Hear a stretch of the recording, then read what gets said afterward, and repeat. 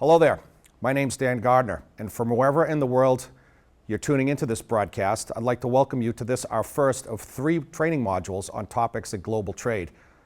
This one entitled, Understanding and Negotiating International Sales Contracts.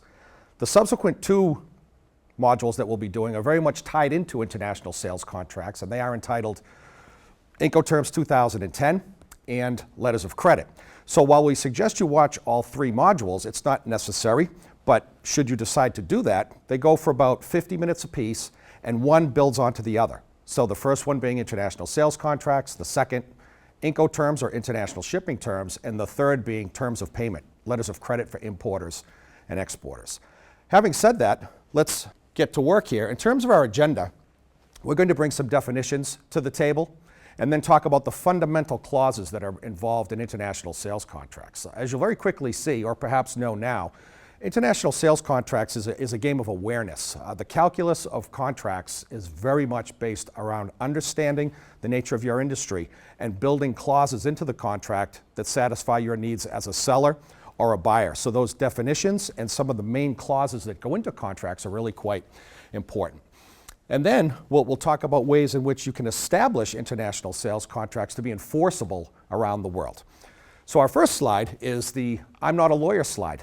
What we're doing here today is for educational purposes only, so please don't misconstrue any of its content as being legal advice.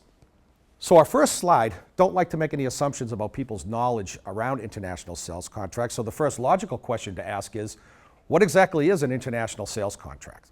Well, it's a mechanism in which international buyers and sellers willfully enter into binding agreements for an exchange of goods and or services for compensation. That's probably the simplest definition that we can put around it.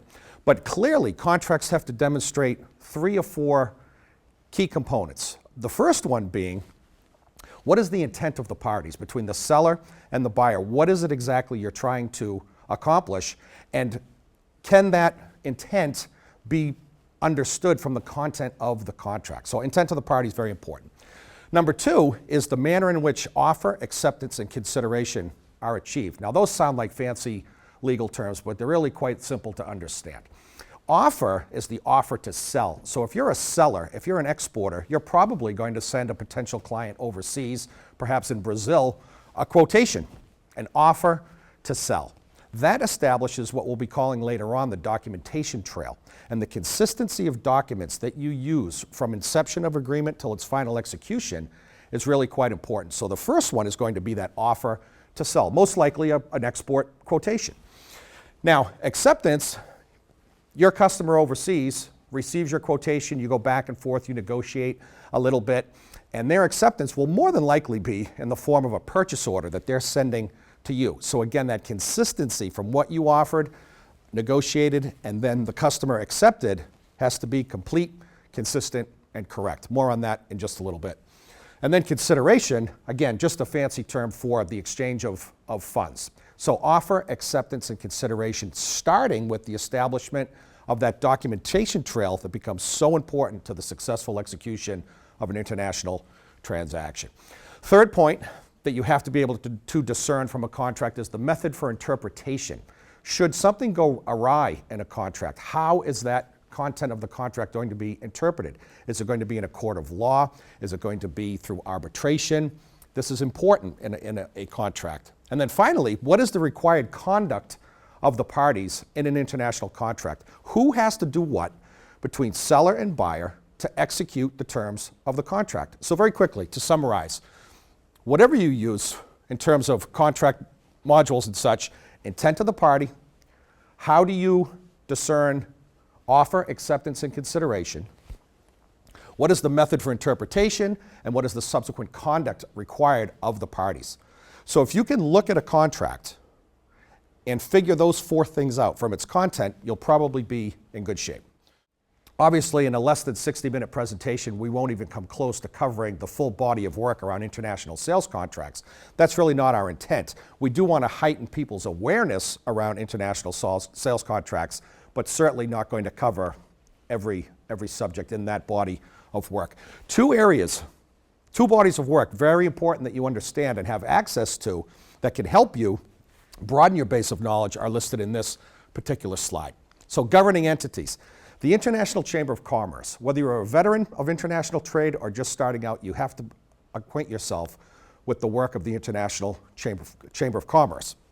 Now, the one we're interested in for now is the ICC model for international sales contracts, published in 1977. So it's really a template that companies can use, buyers and sellers, to cover all the clauses that they have to consider for an international sales contract. Now, that has to be purchased through the ICC, and we have no commercial affiliation with that entity, but certainly want to make you aware of its availability.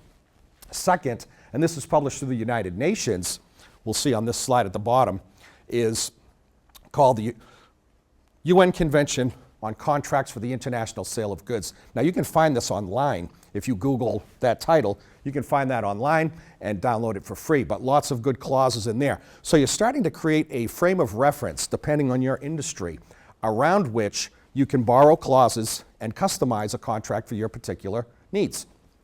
So two important bodies of work you need to be aware of there.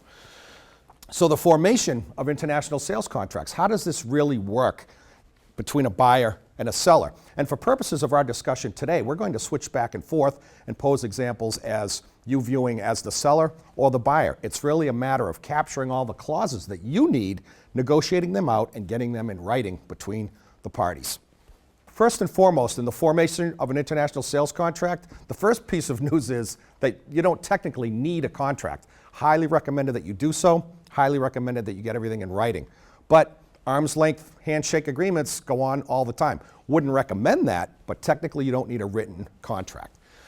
So the preferred method is to have a written and signed agreement that demonstrates, again, offer, acceptance, and consideration, and what are the subsequent documents that are generated that really show us the intent of the parties. And I'm talking about things like the original quotation, as we talked about, an agreement in writing, perhaps a purchase order, and then certainly things like commercial invoices, packing lists, bills of lading, etc. That's what we mean by the documentation trail and the ability to demonstrate offer, acceptance, and consideration. And of course, the intent of the parties. Third bullet point, as we said, transactions can be conducted without a contract, but should be supported by documentation.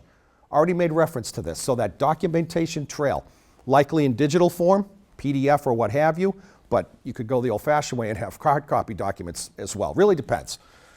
But that idea of a documentation trail and the ability to demonstrate the intent of the parties and the subsequent conduct of the parties, really very important. Moving on. Now, this slide is pretty important because we start to talk about potential clauses. Now, depending on what industry you're in and whether you're the buyer or the seller, you may want to include certain clauses or leave them out. That's what a negotiation process is. But to be aware of the potential clauses that are out there, you can then kind of cut them down, distill them down to fit your particular transaction, your particular needs as it relates to being either the buyer or the seller. One thing we want to point out, lower right-hand corner of this slide, if you see a bullet point here with an asterisk, that means that this particular point, this particular clause, is covered by the Incoterms 2010. The next module that we do is all about Incoterms, so we're not going to talk about details and definitions and such, but it's important to note that Incoterms cover a lot of things, and if you make reference to an Incoterm in your contract or agreement, any of these items that are asterisked and there's a question or an issue around, it's going to be interpreted pursuant to the Incoterms publication, which, as a brief aside, is put together by the International Chamber of Commerce. Same people that put together the contract template I alluded to just a moment ago. So asterisk means covered by Incoterms. So quickly, let's run through these. Number one, contract date. Seems like a simple thing, but in international trade, you want to be spelling out the actual contract. Because here in the United States, 8/12/14 means August 12th, means December 8th, and lots of other places around the world. So simple little things, simple little details are really quite important. Start with that spelling out of a contract date. Identification of the parties. Who is entering into the contract, and are the people authorized to enter into a contract? You don't want to be negotiating with somebody who isn't authorized, perhaps an officer of a company, to enter into a contract. Applicable law. International trade involves at least two countries. So if there are any questions or any issues, whose law is going to apply. If I'm an exporter here in Southern California and I'm selling to a customer in India, should something go wrong, is the applicable law of the United States going to apply, state of California, or might it be India? I don't know. That's something that you need to negotiate with your customer overseas. Severability. This is somewhat of an obscure legal term, but it just means if one clause in a contract is found to be unenforceable, that the rest of the contract remains in place. Any good lawyer is going to tell you that anyway, but wanted to mention it here. Dispute resolution. If there is an issue, we talked a little bit about applicable law, but there are options to go to arbitration as well, to have a neutral third party decide who the winning party is in a type of dispute. Already talked about the Incoterms rule. You absolutely positively have to have an Incoterms rule included in your agreement or international sales contract. It just covers so many things, as we'll see in our subsequent presentation, that it's really quite important that you have that. Description of the goods.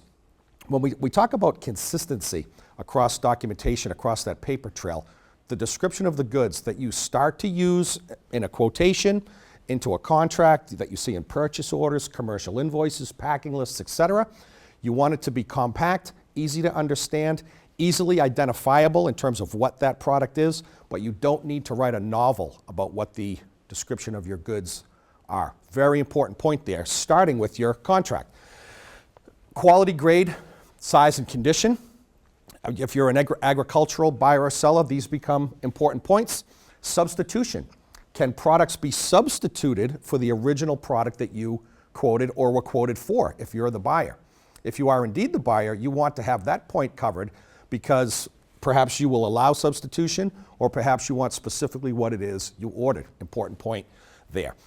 Things like logistics considerations, preparation, stuffing, blocking, and bracing of containers to avoid damage in transit. Again, international trade, important to have that. Delivery of the goods by the seller. Incoterms consideration, as we see with our asterisk. The price of the goods, probably the most important point of a contract, including currency of sale. If you're an exporter from the United States, you want to be exporting in dollars. If you're an exporter from Hong Kong, Hong Kong dollars. You want to keep it in your currency.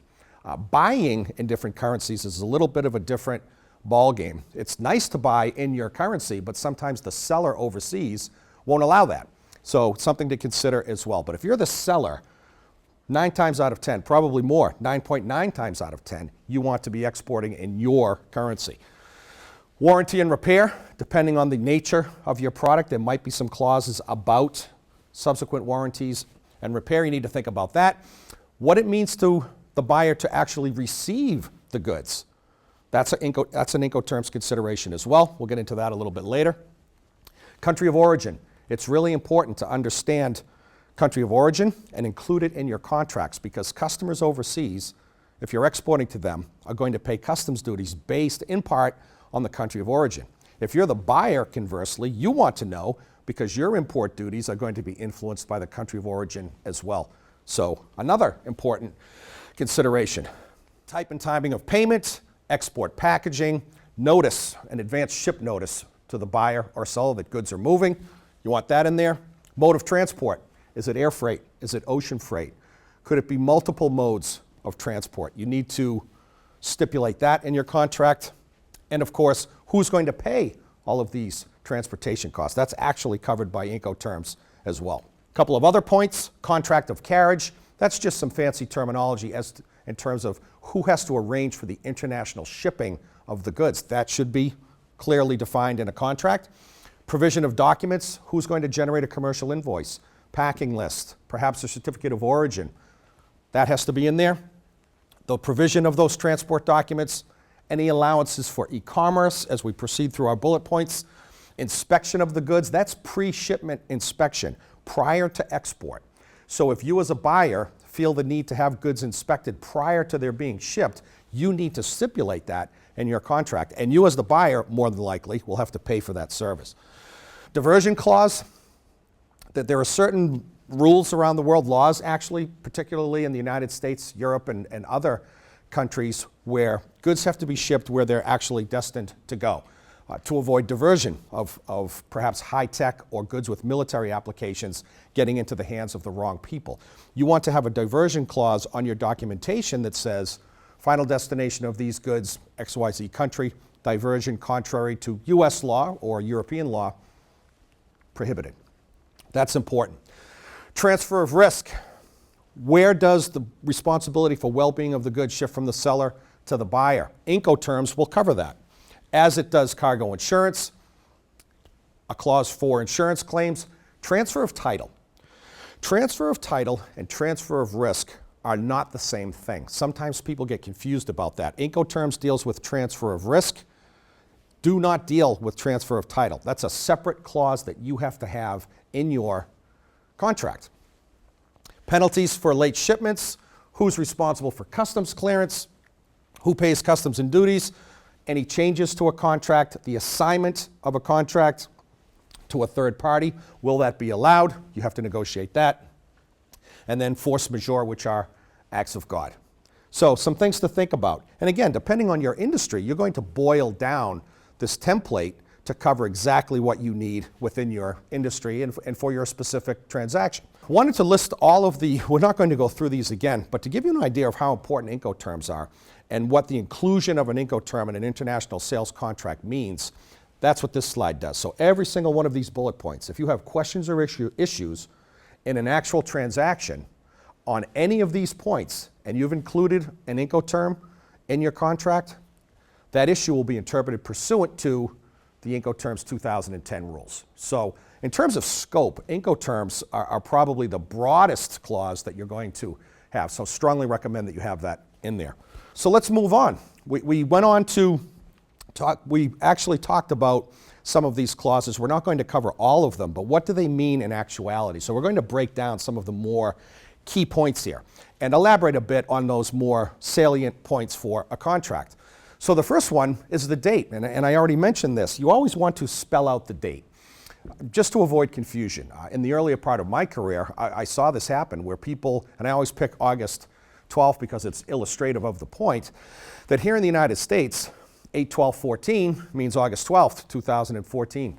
In other parts, lots of parts of the world, certainly in Latin America, doesn't mean that at all. It means December 8th. So when you're getting into things like stipulations on last ship dates or payment on a letter of credit, you want to have the date spelled out just to avoid any confusion.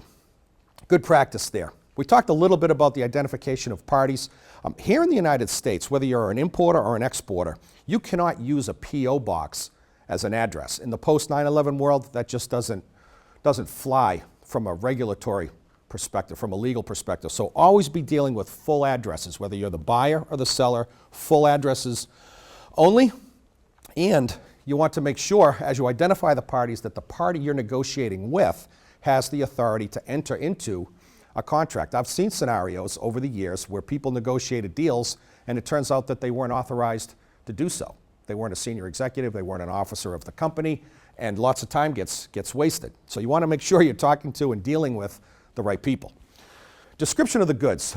We mentioned this briefly just a little while ago, but description of the goods are really quite important because as the paper trail starts to unfold and goods actually start moving, it becomes more and more important, specifically from a customs clearance perspective. So if you're an exporter, you want to provide a description of the goods that can allow a third party that perhaps has no knowledge of your goods, a customs agent, let's say, that they can identify what it is and properly classify that merchandise. So whereas you might provide 30 pages of technical specs that an engineer could understand, the question becomes, can a customs agent in South Africa understand that?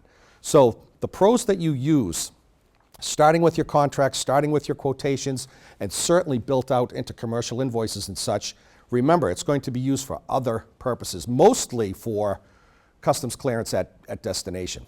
If you're the importer, of course, you want to have a pros description that's going to make it easy for you to classify and put a value on that merchandise as well. So succinct but easily identifiable pros that a third party can identify and classify. A couple of quick tips here. The harmonized system is a numeric system used by 189 trading nations around the world, countries that belong to the World Customs Organization, so that when you classify goods, perhaps the classification of this remote, the first 6 numbers are going to be the same all around the world. So in those 189 countries, Australia, China, France, the list goes on and on. Most of the trading nations around the world are going to classify goods the same up to 6 digits. If you know what those 6 digits are ahead of time, there's going to be a prose product description associated with those, and perhaps you can use that description. But that is found in the World Customs Organization. It's called the harmonized system. And of course, in our last point here, you want to use the proper unit of measure. It depends on what it is you're shipping, but it could be dozens, it could be grams, it could be kilos, or just single units, pairs of shoes. Depends really on what it is you're shipping, but you have to have that unit in there. Price, this is the big one. Of course, you want to have the currency we talked about, the country of export, as a usual good practice. But for one-off transactions, it's just going to be one sale. You want to list both the unit and the total price, plus any discounts, of course. So you want to break that down a little bit. As we said, spell out the date for transactions. For contracts, you also want to spell out the currency. USD for US dollars, MXP for Mexican pesos. Uppercase, 3 letters. Every currency has that identifiable acronym, if you will. For longer term contracts, you want to put in adjustments for price fluctuations, particularly in agricultural, but in high tech as well. Things like hard drive prices fluctuate all the time. So if it's a longer term contract, you might want to include bands of pricing, plus or minus 5%, depending on what you can or can't negotiate. We already said this, beware of buying or selling in foreign currencies. If you do, you might want to consider a bandful fluctuation there as well. Lots of currencies around the world are stable or easily measurable against the US dollar, of course, where we're broadcasting from here in the US. But as a normal practice, as a best practice, try to negotiate in the currency that you're dealing in. Definitely as an exporter. If you can get it as an importer, although likely that you won't, it's certainly something that you might consider asking for in that negotiation process. Caveat at the end of this slide, the negotiated Incoterm may impact the final price of the goods. We see this all the time, that exporters aren't accounting for all of the expenses associated with what they agreed to in a contract, which of course is driven by an Incoterm, a shipping term. Who pays for air freight? Who pays for ocean freight? Who pays for customs clearance? That's going to depend on the Incoterm, but what happens is buyers and sellers don't understand what they're signing up for, and as such end up leaving margin, leaving profit on the table. So you have to know, not only include an Incoterm in your contract, but know what it means, because you could be leaving $10,000, $15,000, $20,000 in margin on the table and you don't even know it sometimes, or be responsible for those costs as a buyer and not having had the opportunity to bake it into your financial calculation. This is really an important point. More on that in our second module. Type and terms of payment. The happiest part of an exporter, I should suspect, is getting paid. You have to negotiate those terms up front.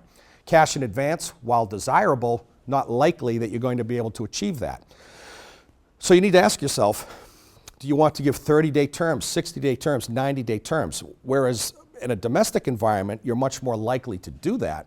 In an international environment, it becomes a little more risky, particularly in new transactions, because you don't know your customer overseas, or your vendor overseas doesn't know you as a buyer, and they're a little hesitant to offer terms.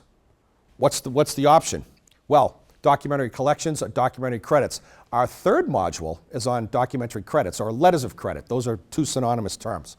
Documentary credit and a letter of credit. It's the same thing, but in essence involves the international banking system, where temporarily the creditworthiness of the customer overseas is being substituted or replaced by, temporarily, the international banking system. Now, there are certain charges associated with that. There are some fairly, I wouldn't call stringent, but there are some very clear rules around what type of documents have to be presented, what needs to be done. But a letter of credit, as either a buyer or a seller, is a good vehicle to use, particularly in young relationships where the buyer and seller don't necessarily know each other very well. The point for this conversation is you have to decide well in advance what it is you're going to do. Let's continue on. Incoterms. I have a tendency to really harp on Incoterms because I've seen what can happen in otherwise healthy relationships when questions around transfer of risk or who pays for what in an international shipping scenario kind of get confusing. Incoterms are really important. That's why we have a whole module, the next one, dedicated to international commercial terms, as they're fully called. Shipping terms, things like ex works, free on board, delivered duty paid. That's what we're talking about. For now, just realize that you have to have an Incoterm negotiated in your international sales contract. We'll get into the details of what that really means, but you really need to have that in there because it covers, as we saw in previous slides, probably 15 or 20 points. Who's responsible for the well-being of the merchandise in transit? Who has to arrange for international transportation? Who pays for that transportation? Who, if anyone, has to get insurance?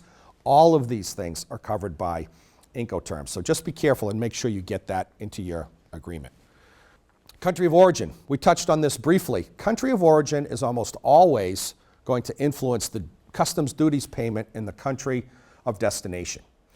Here in the United States, country of origin is very important because the U.S. government has certain preferential duty programs in place with hundreds of countries around the world and a series of free trade agreements in place with upwards of 18, we have, I believe, 18 free trade agreements in place. So the country of origin is going to tell us, is a product eligible for a preferential duty program, a lower duty rate, or no duty whatsoever.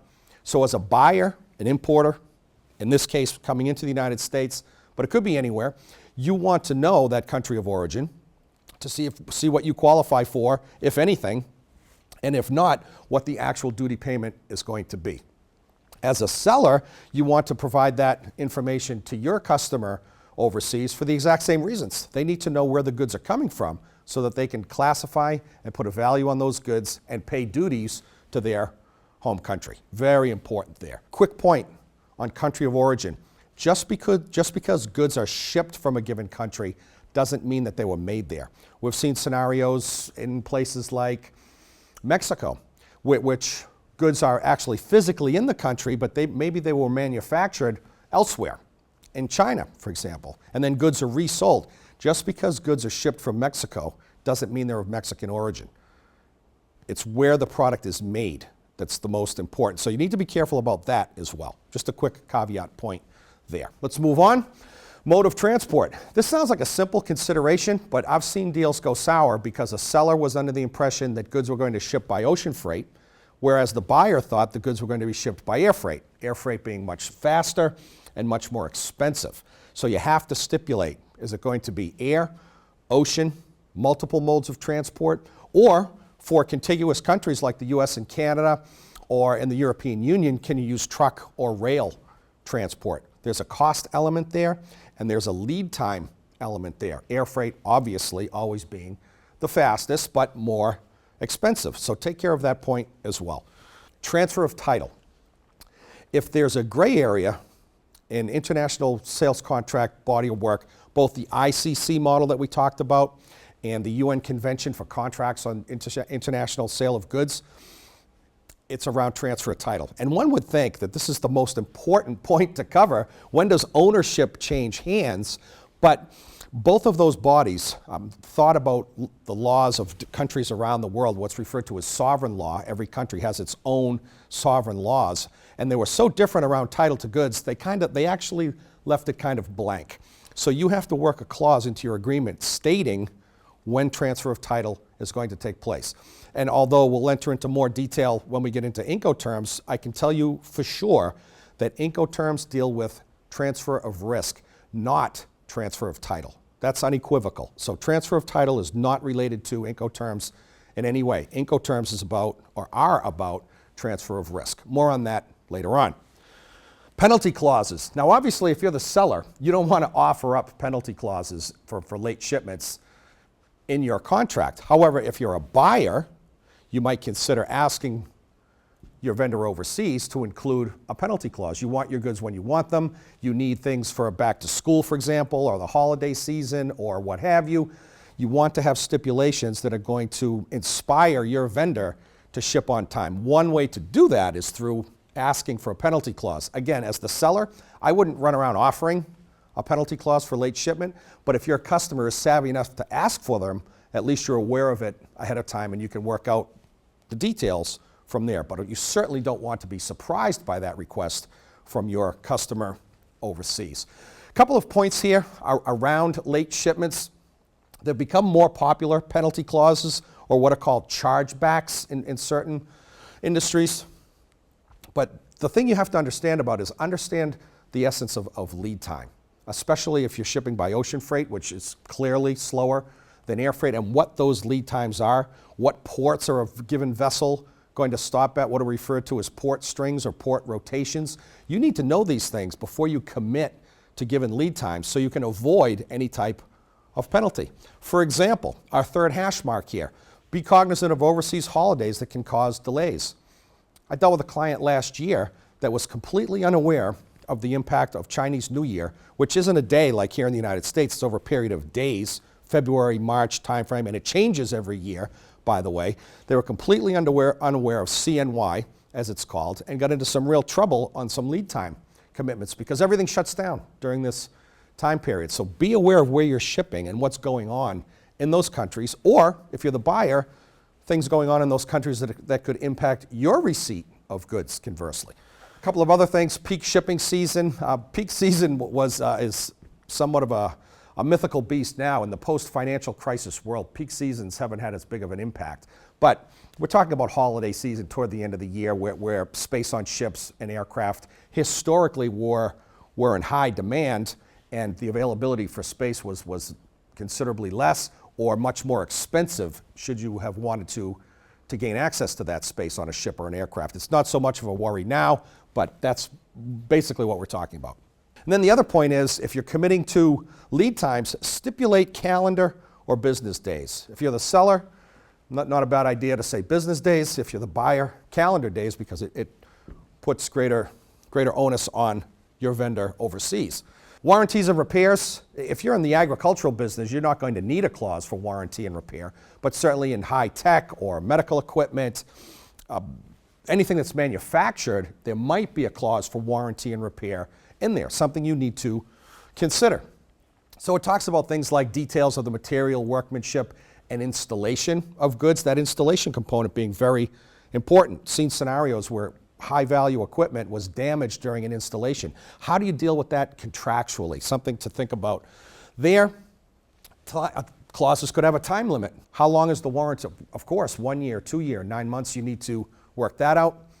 The Incoterm rule and mode of transport should be specified for replacement or returns, what's referred to as reverse logistics. If you find yourself in a scenario, either as a buyer or a seller, where the possibility of having to ship goods back exists, you need to have agreements around that. Again, it's called reverse logistics. You'll need an Incoterm for the reverse logistics as well. I've seen scenarios where companies are charged hundreds of thousands of dollars in return shipping charges that they never even contemplated. So if your product is of a nature that it has to be returned, or you're buying goods that you might need to return, be sure you have that stipulation in there around reverse logistics and who pays for what. That's related to warranty and repair. The last point on warranty and repair, if you're going to give a warranty as a seller, is that it should be based on the buyer not altering the product, labeling, or packaging. That happens a lot. People kind of jury-rigging your equipment and something goes wrong with it. You want to have an out clause there around that point. Getting down to the end, and again, these are not meant to be an exhaustive body of work. We listed slides, probably well over 30 clauses that you need to be thinking about, and then go into a little bit more detail about some of the more salient points. I can't emphasize enough the need to understand your industry, the practices of the trade in your industry, and the particular needs between buyer and seller. Obviously, your view of the world is going to be different if you're the buyer versus the seller. But the key here is broaden our frame of reference, create some awareness, and put you in a position where you can distill down these clauses into specifically what you need. An example of that, again, is returns. Sometimes stuff has to be sent back. We put a term on that to call it reverse logistics. So the conditions for returns should be linked to and consistent with the warranty section of the contract. So there's some tie-ins between the various clauses. This is an important point too, because some clauses you want to have baked into or related to other clauses. They're not necessarily standalone items. There's a relationship between them. In this particular case, between returns and the warranty section of your contract.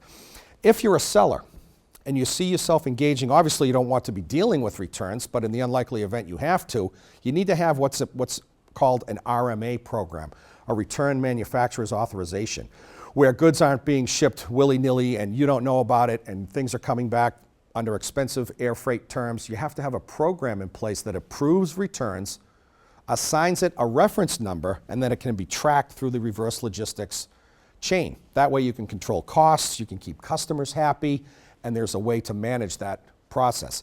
All of that begins with having stipulations in your contract, in this case specific to returns. Decide on an Incoterms rule.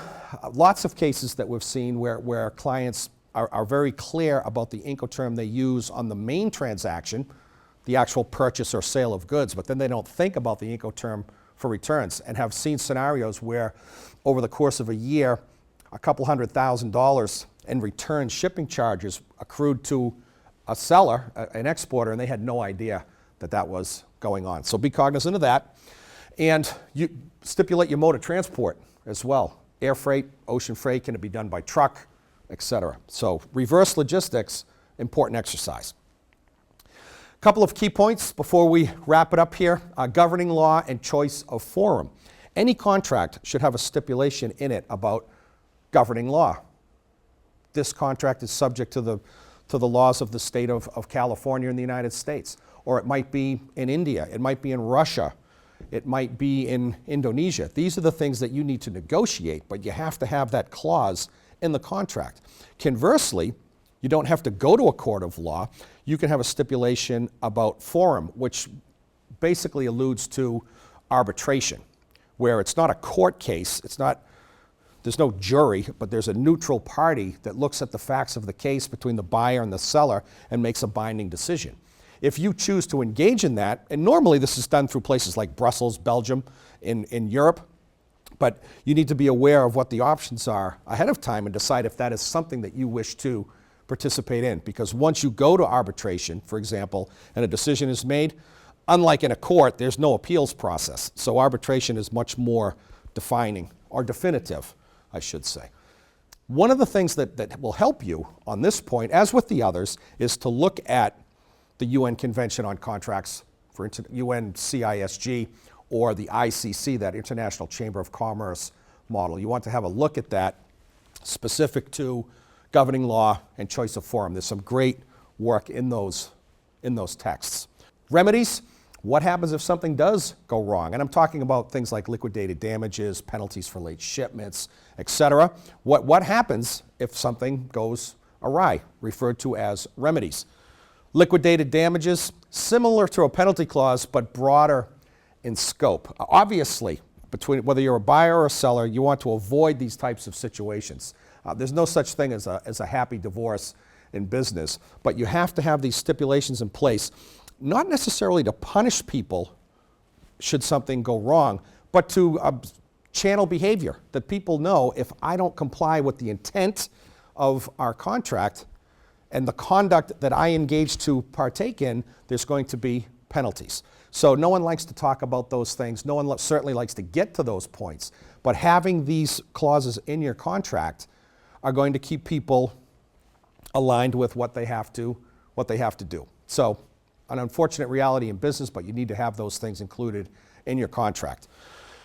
So that's a quick review of international sales contracts, bearing in mind that we in no way cover the entire body of work. People study this topic for years before becoming an expert on the subject. But in terms of people who have been in the business for a while, getting a little refresher course, or new people starting to establish that frame of reference upon which they can build, I think this is a very good forum through which you can do that. Would urge you to watch the next modules on Incoterms, and then letters of credit for importers and exporters, and have a much broader frame of reference. So that'll be about 3 hours of training that'll put you in good shape as a review for veterans of international trade, and as I said, a good base for newer people upon which to build. So thank you for tuning in, and we look forward to seeing you in the next module. Thank you very much.